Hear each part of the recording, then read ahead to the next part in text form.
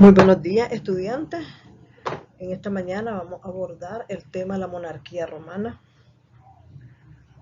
que es uno de los periodos de la historia que vivió el Imperio Romano.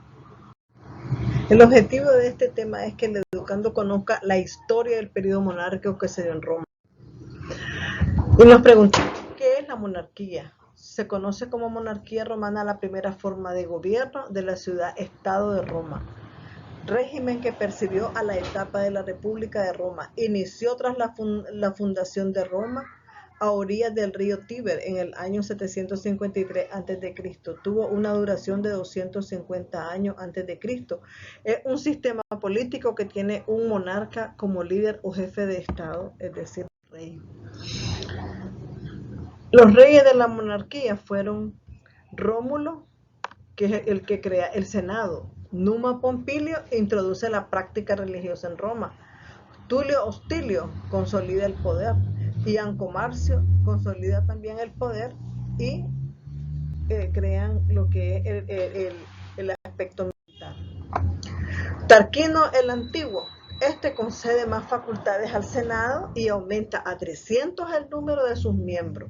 Servio Tulio realiza una reforma política administrativa. Tarquino el Soberbio, el último de los monarcas, es un déspota que pretende gobernar dictatorialmente y termina siendo destituido y derrotado. En cuanto a la organización política, se basa en 3 elementos: el rey, la asamblea popular o los comicios y el senado. El rey era la autoridad máxima, también era el sacerdote supremo, juez y el jefe militar. La asamblea popular o comicio constituía la asamblea político-legislativo de este periodo. Ellos fueron los encargados de designar al primer rey de esta época. Estamos hablando de que había una asamblea popular llamada comicios también. El Senado era exclusivamente un cuerpo consultivo y en apoyo al monarca en sus labores, integrado por 100 ancianos. No tenían ningún poder político.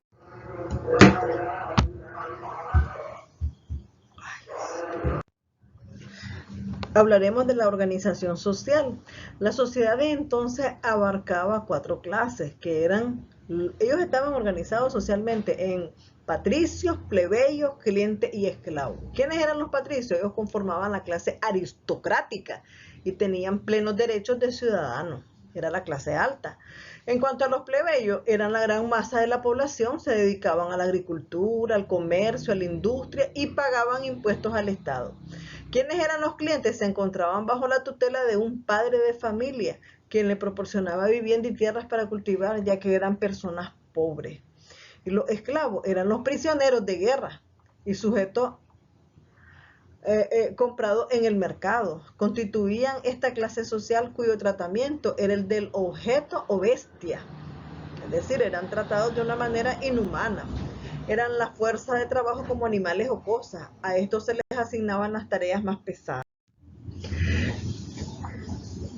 En cuanto a los tipos de comicios que existieron en esa época, teníamos los comicios por curia y los comicios por centuria.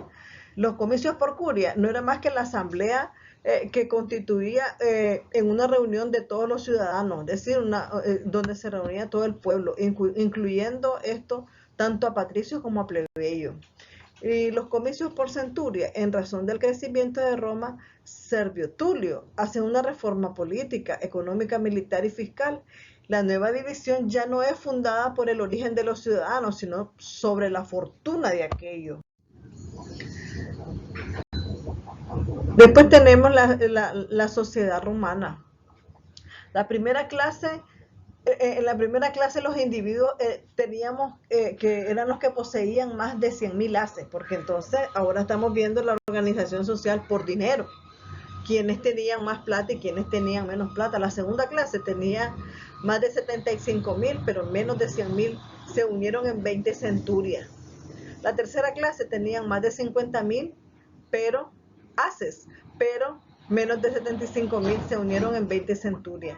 La cuarta clase tenía más de 25.000 haces, pero menos de 50.000 haces. Se unieron en 20 centurias.